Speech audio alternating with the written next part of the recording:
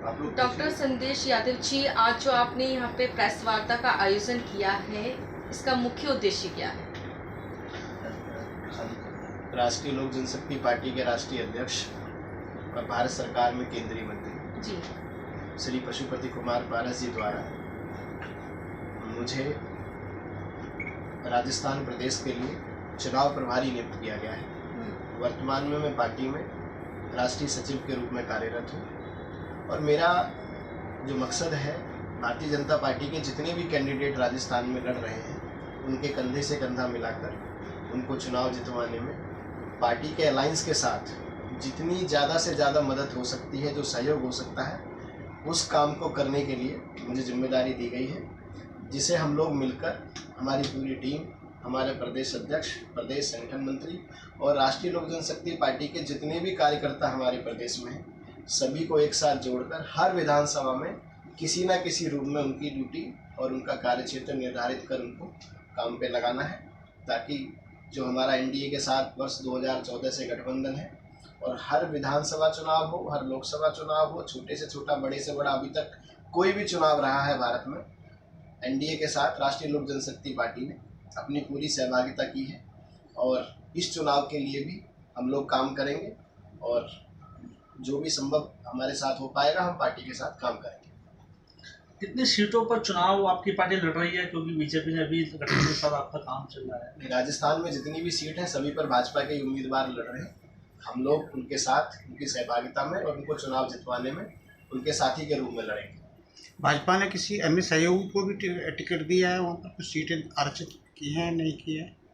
हमारी राष्ट्रीय लोक जनशक्ति पार्टी के लिए हमने कोई सीट की वहाँ डिमांड नहीं की है। जी, बाकी अन्य जो सहयोगी दल नहीं, मेरी जानकारी में नहीं है। सिर्फ अकेले बीजेपी, सभी लोग उसी को सपोर्ट सभी करेंगे। उसी को सपोर्ट कर रहे हैं। जितने भी एनडीए के गठबंधन के जितने भी दल हैं, सभी भारतीय जनता पार्टी के उम्मीदवारों को सहयोग कर रहे हैं।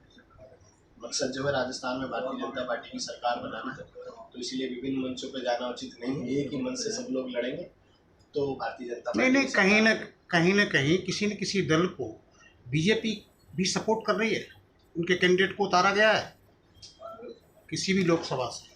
विधानसभा का चुनाव है ना, तो विधानसभा में जितने विधानसभा से अगर बात किया जाए, कांग्रेस दावा कर रही है कि राजस्थान में फिर से वो दोहरी सरकार बनाएगी। किस तरीके से आप प्रचार वहां करेंगे? अब नवंबर में चुनाव होने वाला है और कुछ ही समय बाकी है।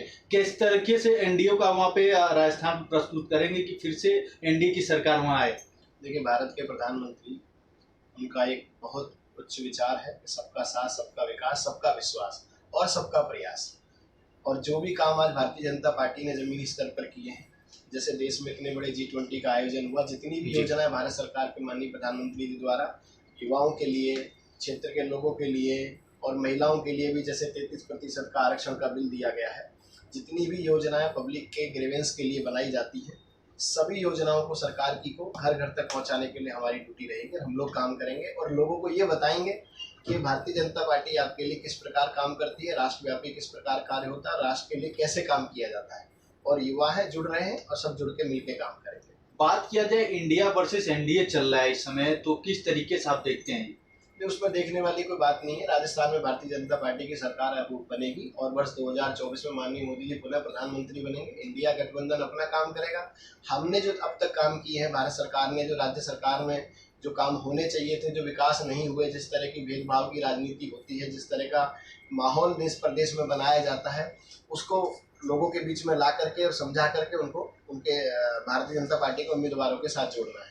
बात किया जाए, राजस्थान के साथ साथ 4 प्रदेश और हैं जहां विधानसभा चुनाव होने वाले हैं।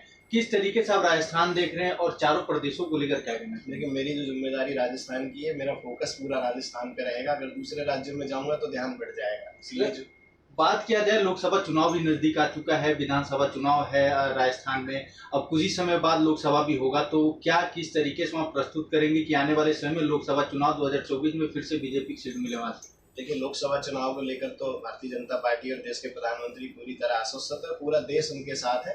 2024 में देश के प्रधानमंत्री नरेंद्र मोदी जी होंगे। राज्य सरकार की जो बात है, राज्य सरकार की भूमिका, राज्य के चुनावों की भूमिका बहुत बड़ी होती है केंद्र की सरकार के लिए। और हमारा जो मकसद है, ज़्यादा से ज़्यादा सीटें आएँ और राजस्थान में भाजपा की सरकार बने, ताकि जो है हमारा 2024 का चुनाव और भी मजबूती से निखर के आएगा और यही मुहिम पे हम लोग काम करेंगे। बात किया जाए, मेन मुद्दा होता है एजुकेशन, होता है विकास की बात होती है। इस बार आप क्या लेके जाएंगे राजस्थान में, और किस तरीके से उन वोटरों या युवाओं को किस तरीके से एनडीए में शामिल करेंगे कि वो वोट दें? अभी भारत सरकार ने जितनी भी योजनाएं बनाई उनकी चर्चा तो हम ऑलरेडी राजस्थान में कर रहे हैं। उसके बाद जो पार्टी का मैनिफेस्टो बनेगा, जो पार्टी अपनी योजनाएं जारी करेगी, उन सारी योजनाओं को जब सब जन जन तक पहुंचाएंगे, उसके लिए जो भी पार्टी की नीतियां रहेंगी उसको प्रकार किया जाएगा।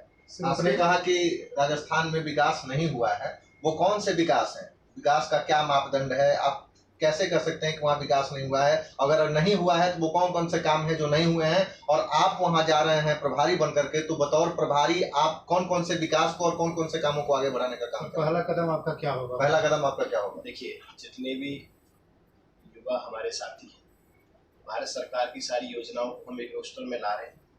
लोगों को बताएंगे कि पिछले 5 साल में क्या होना चाहिए था और क्या हुआ है, और किस तरह की डेवलपमेंट राजस्थान को मिलनी चाहिए थी और क्या आगे मिलेगी। उन सारी योजनाओं का समावेश करके, उन सारी योजनाओं पे चर्चा करके हम लोग अपने काम करेंगे। घुमाना जरूरी है भैया। तो और राजस्थान की जनता से कुछ कहना चाहेंगे, कुछ अपील? वो जयपुर में करेंगे। ठीक।